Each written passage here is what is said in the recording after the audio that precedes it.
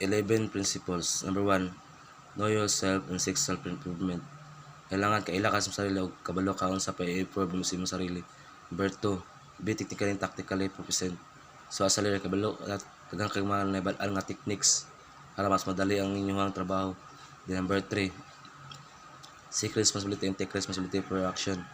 So as a leader, as a leader, kailangan responsible ka sa tanan, sa imong sarili, sa imong ka-seatmate, ay ka-groupmate. Then responsible ko kasi imong ginapabuhat nimo sa imong ka-groupmate o sa imong sarili. Then number 4, make sound and timely decision. Kailangan so as a leader kay quickly ka mag-decision o dili ka magduwa-duwa guna. Number 5 is set the example. So as a leader dapat good role model ka sa imong company. Then number 6 is know your people, look out for their welfare. So as a leader, kabalo ka sa kaila kasi mo sarili ay kaila kasi mo company or ka grupo para then kabalo pug ka sa mga pangangailangan sa imong ka groupmates. Number 7 is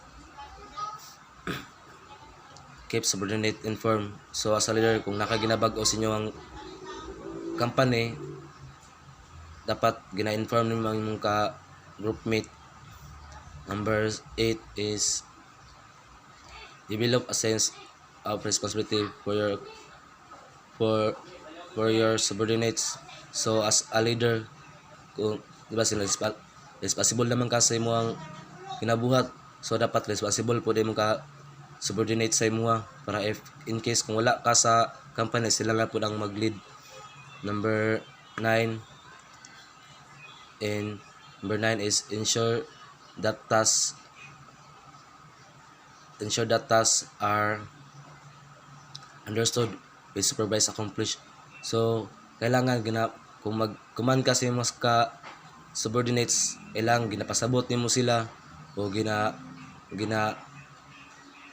supervise para ma-accomplish tayo yung buhaton nun. If in case kung wala ka sa inyong company, so sila na sa dang maglitik, kabalo naman sila sa unsaon pagbuhat sa mga anak kaya ginalidan man nimo. So number 10 is train as a team. So man kailangan jud kayo kay para sa inyong kagrupo, kailangan mag-train din mo as a team para mag-develop mo communication o mas mudako pa inyong grupo. Then number 11 is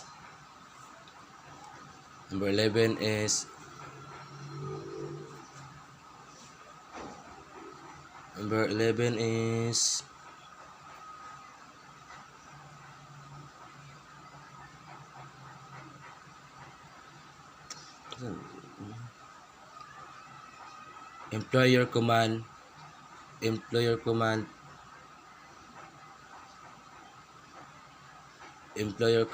with its capabilities. So dapat kung ikaw mag-employ magkuhan kag nga command sa imong ka board mates, kailangan kuning hiyang pud sila babali kabalo sila daan ba para dili sila maglisod og buhat ana para lang mag-command ka, then bali kabalo na sila daan ba, balo na sila na learn daan para mas madali ang ilang pagbuhat ana. Thank you.